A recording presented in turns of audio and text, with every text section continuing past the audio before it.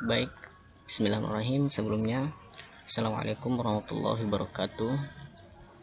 Alhamdulillahirabbil alamin wa bihi nasta'in wa ala umuri dunya waddin.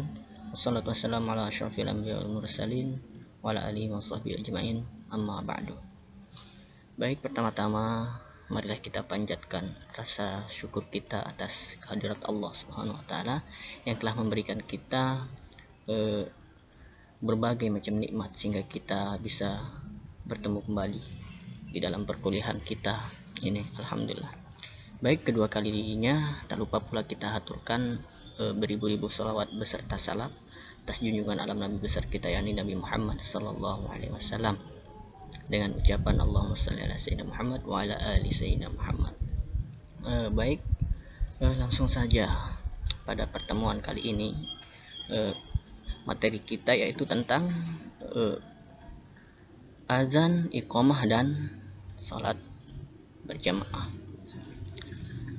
Di sini teman-teman pasti tahu apa itu azan, iqamah, dan sholat berjamaah. Baik, di sini sedikit saya akan menjelaskan tentang pengertian azan dan iqamah. Azan secara etimologi berarti menginformasikan semata-mata atau memberitahukan, sedangkan secara terminologi berarti menginformasikan atau memberitahukan tentang waktu-waktu sholat dengan kata-kata tertentu. Di sini menurut Abdurrahman dan Bakri, sholat dengan kata-kata yaitu ucapan yang telah ditentukan untuk memberitahukan masuknya waktu sholat 5 waktu yang diwajibkan. Dari beberapa definisi di atas tadi dapat kita simpulkan bahwa azan yaitu memberitahukan telah datangnya waktu sholat dengan lafaz yang tertentu yang telah ditentukan oleh syarak. Kemudian di sini pengertian daripada iqamah. Iqamah secara bahasa berasal dari bahasa Arab yaitu aqama yuqimu iqamatan yang berarti mendirikan. Adapun secara istilah berarti memberitahukan bahwa sholat akan segera dilaksanakan dengan menggunakan bacaan yang telah ditentukan. Dari pengertian di atas dapat disimpulkan iqamah adalah memberitahukan kepada hadirin atau kepada jemaah sekalian supaya bersiap-siap berdiri melaksanakan sholat dengan lafal yang telah ditentukan oleh syarak.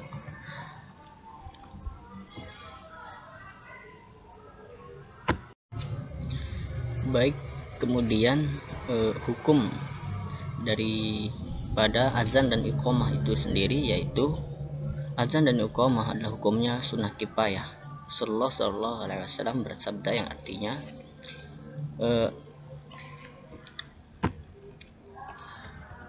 dari Malik bin Waris, sesungguhnya Nabi Shallallahu Alaihi Wasallam bersabda, apabila datang waktu sholat, hendaklah salah seorang kamu azan dan hendaklah yang tertua di antara kamu menjadi imam. Hadis riwayat Bukhari dan Muslim. Menurut Hanafi, Syafi'i, dan Imamiyah, azan merupakan sunnah muakkad. Adapun menurut Hambali, azan adalah fardu kifayah di desa-desa dan kota-kota pada setiap salat 5 waktu bagi laki-laki yang mukmin bukan mufasir.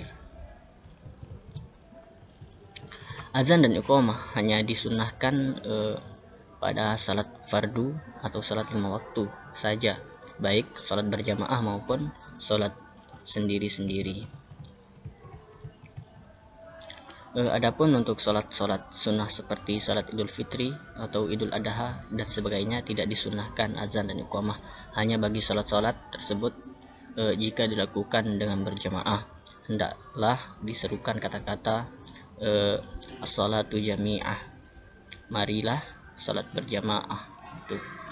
Kemudian lafaz dalam azan dan iqamah yang pertama itu ada lafaz azan yang teman-teman pasti tahu apa lafaz dari azan itu sendiri karena kita sudah sering sekali mendengarkannya dalam sehari itu 5 kali, yaitu Allahu Akbar, Allahu Akbar, Allahu Akbar, Allahu Akbar, asyhadu an la ilaha illallah, asyhadu an la ilaha illallah, asyhadu anna Muhammadar Rasulullah, asyhadu anna Muhammadar Rasulullah, hayya 'alas shalah, hayya 'alas shalah, hayya 'alal falah, hayya 'alal falah, Allahu Akbar, Allahu Akbar, la ilaha illallah. Tuh. Kemudian lafal iqamah yaitu Allahu Akbar, Allahu Akbar, asyhadu an la ilaha illallah, asyhadu anna Muhammadar Rasulullah, hayya 'alas shalah, hayya 'alal falah, qad qamatis salatu, qad qamatis salah, Allahu Akbar, Allahu Akbar, la ilaha illallah. Kemudian jawaban azan ya. Orang yang mendengar azan disunahkan untuk menjawab dengan jawaban yang sama seperti apa yang diucapkan oleh muazin ya, kecuali ketika muazin mengucapkan hayya 'alas sholati, hayya 'alal falah. Itu maka jawabannya adalah la haula wala quwwata illa billah. Begitu juga ketika iqamah dikumandangkan, pendengar hendaklah turut mengucapkan apa-apa yang diucapkan oleh muazin, kecuali sewaktu ia mengucapkan qad qamatis shalah. Pendengar hendaklah mengucapkan aqamahallah wa adamaha pada azan subuh setelah muazin mengucapkan as-salatu khairum minan naum. Pendengar hendaklah mengucapkan sadaqta wa barata wa ana ala zalika minasyahidin. Kemudian hal-hal yang disunahkan dalam azan dan iqamah. Pertama, orang yang azan dan iqamah hendaklah menghadap ke kiblat, kemudian berdiri, kemudian dilakukan di tempat yang tinggi, kemudian muazin hendaklah orang keras suaranya. Yang kelima yaitu muazin hendaklah suci dari hadas dan najis, kemudian berdoa sudah azan, kemudian membaca as-salatu khairum minan naum ketika azan subuh. Itu. Kemudian adapun hikmah dari azan dan iqamah. Azan dilaksanakan ketika telah masuk waktu sholat, yaitu untuk mengingatkan manusia kepada masuknya waktu sholat, untuk bermunajat kepada Allah, dan untuk mengajak umat Islam sholat berjamaah, dan untuk melahirkan syiar agama Islam. Kemudian adapun iqamah dilakukan ketika akan dilakukan sholat, karena selain mengingatkan bahwa sholat akan didirikan, juga mengingatkan orang yang salat akan kebesaran Allah Subhanahu wa taala.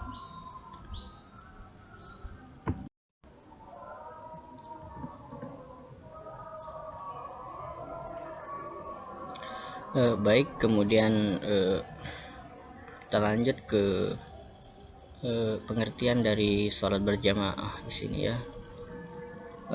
Pertama itu salat. Dalam bahasa Arab perkataan salat digunakan untuk beberapa arti, diantara digunakan untuk arti doa ya, digunakan untuk arti rahmat juga, dan untuk arti mohon ampunan juga ya. Dalam istilah fikih, salat adalah salah satu macam atau bentuk ibadah yang diwujudkan dengan melakukan perbuatan-perbuatan tertentu, disertai dengan ucapan-ucapan tertentu dan dengan syarat-syarat tertentu pula. Digunakan istilah salat tidak jauh berbeda dari arti dari digunakan oleh bahasa di atas, yaitu karena di dalamnya mengandung doa-doa, baik yang berupa permohonan rahmat, ampunan, dan lain sebagainya.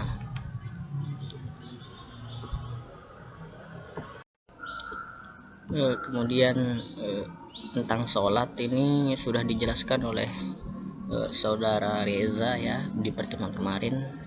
Kemudian saya langsung saja menjelaskan tentang apa itu sholat berjamaah ya. Di sini secara etimologi kata jamaah diambil dari kata al-ijtima yang berarti kumpulan, atau al-jam'u yang berarti nama untuk sekumpulan orang. Al-jam'u adalah bentuk masdar, sedangkan al-jamaah atau al-jamaah al-jami' sama seperti al-jam'u. Dalam kamus Al-Munawwir, pengertian jamaah adalah kelompok, kumpulan, dan sekawan. Kemudian secara terminologi, sholat berjamaah adalah apabila dua orang sholat bersama-sama dan salah seorang di antara mereka mengikuti yang lain, keduanya dinamakan sholat berjamaah. Orang yang diikuti atau yang di hadapan dinamakan imam, dan yang mengikuti di belakang dinamakan makmum. Kemudian hukum dari sholat berjamaah ini, sebagian ulama mengatakan sholat berjamaah itu adalah fardu ain atau wajib ain. Sebagian lain berpendapat bahwa sholat berjamaah itu fardu kifayah. Sebagian lagi berpendapat sunat muakkad atau sunat istimewa. Yang akhir inilah hukum yang lebih layak selain sholat Jumat. Menurut kaidah persesuaian beberapa dalil dalam masalah ini seperti tersebut di atas, berkata pengarang Nailul Autar, pendapat seadil-adil dan sehampir-hampirnya pada yang betul ialah sholat berjamaah itu sunat muakkad. Sholat 5 waktu dengan berjamaah di masjid lebih baik daripada sholat berjamaah di rumah, kecuali sholat sunnah, maka di rumah lebih baik. Selain itu, sebagian orang beranggapan bahwa sholat berjamaah hukumnya sunnah. Jika dikerjakan berpahala dan jika ditinggalkan tidak berdosa. Anggapan ini menurut mereka didukung oleh pendapat mayoritas ulama dari mazhab Malikiyah, Hanafiyah, dan Syafi'iyah. Dari perbedaan pendapat ini, yang dianggap paling benar adalah nas yang jelas dalam Al-Quran dan Sunnah. Maka siapapun yang bersama nas, dialah yang benar.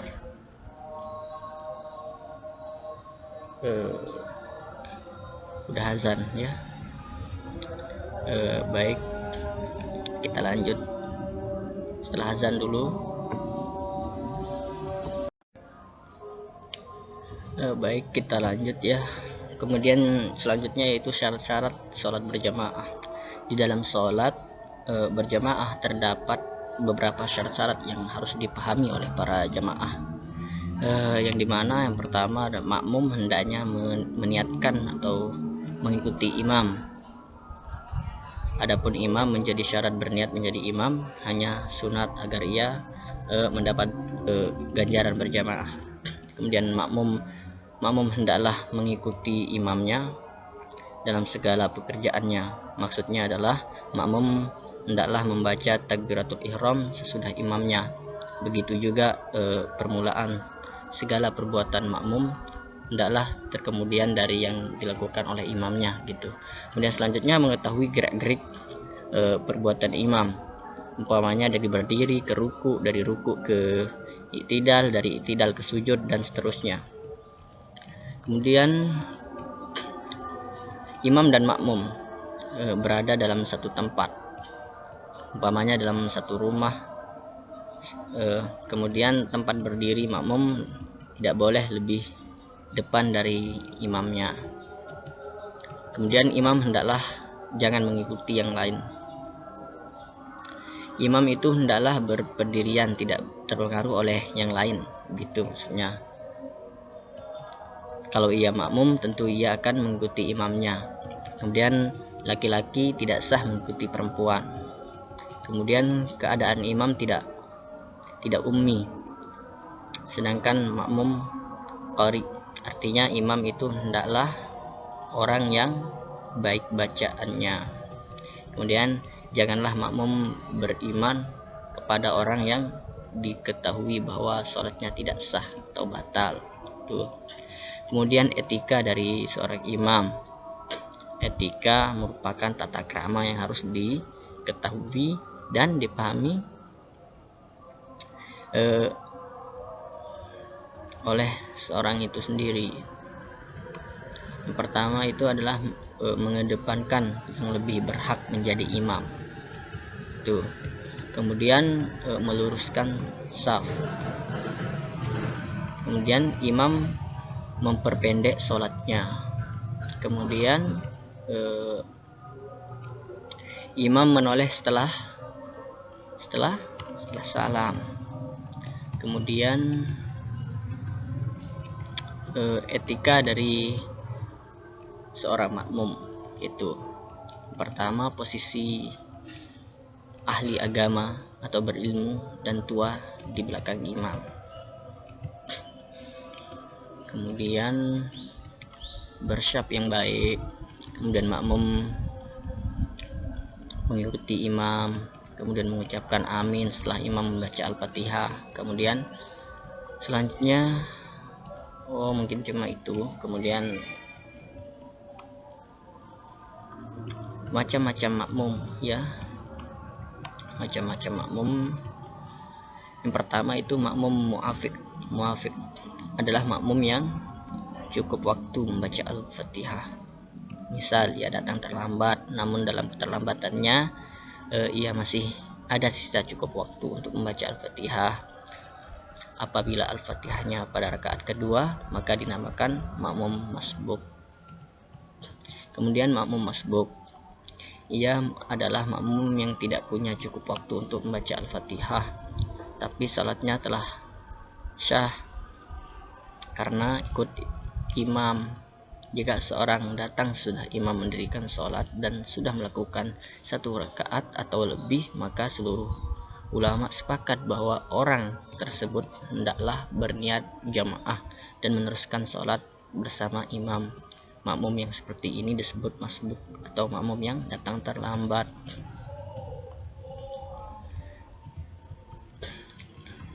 Kemudian unsur-unsur yang membolehkan tidak ikut sholat berjamaah. Allah menyuruh kita untuk melaksanakan sholat berjamaah, tetapi terdapat beberapa hal yang membolehkan kita untuk tidak ikut sholat berjamaah. Yang pertama itu hujan, lumpur, dan angin kencang pada malam yang gelap. Kemudian tersedianya makanan dan nafsu seorang yang sangat menginginkannya. Kemudian menahan buang air kecil dan buang air besar, dan takut dan sakit. Sakit di sini bukan sekedar sakit biasa ya, kan, tetapi sakit yang berat, misalnya lumpuh, orang yang sudah tua, renta, dan buta. Karena agama Islam bukan agama yang memberatkan umatnya. Sedangkan takut di sini adalah kekhawatiran terkena mudarat pada badan, harta, atau kehormatan, misalnya kekhawatiran terhadap orang zalim. Bila salah satu dari beberapa poin terjadi pada seorang, maka orang tersebut boleh tidak mengikuti sholat berjamaah, karena kesemua poin tersebut memang dapat dimaklumi dan tidak direncanakan dan disengaja oleh orang itu.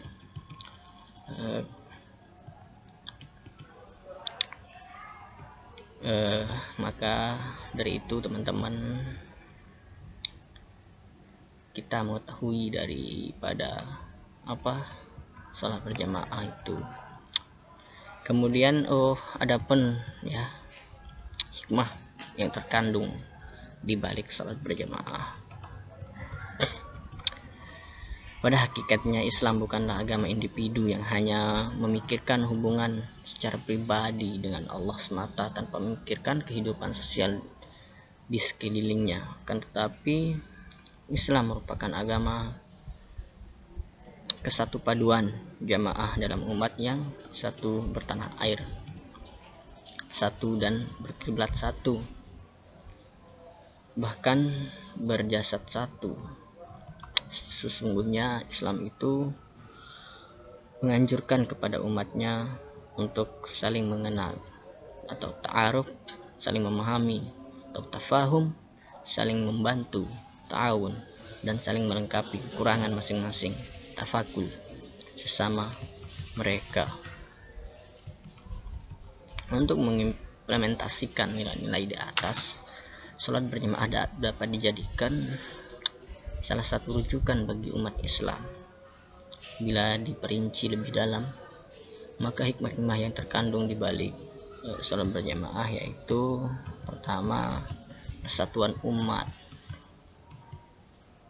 Kemudian yang kedua persamaan. Kemudian yang ketiga adalah kebebasan. Yang keempat menyiarkan syiar Islam. Kemudian yang kelima merealisasikan penghambatan kepada Allah. Kemudian selanjutnya bersegera mengerjakan kebaikan dan melipat gandakan pahalanya. Kemudian selanjutnya memantau keadaan umat Islam dan merealisasikan ukhuwah Islamiyah. Mungkin hanya itu dari penjelasan sholat berjamaah ya. Baik, karena hanya ini yang dapat saya sampaikan, yaitu tentang azan, iqamah, dan sholat berjamaah. Mungkin kita cukupkan pertemuan kita saat ini ya. Baik,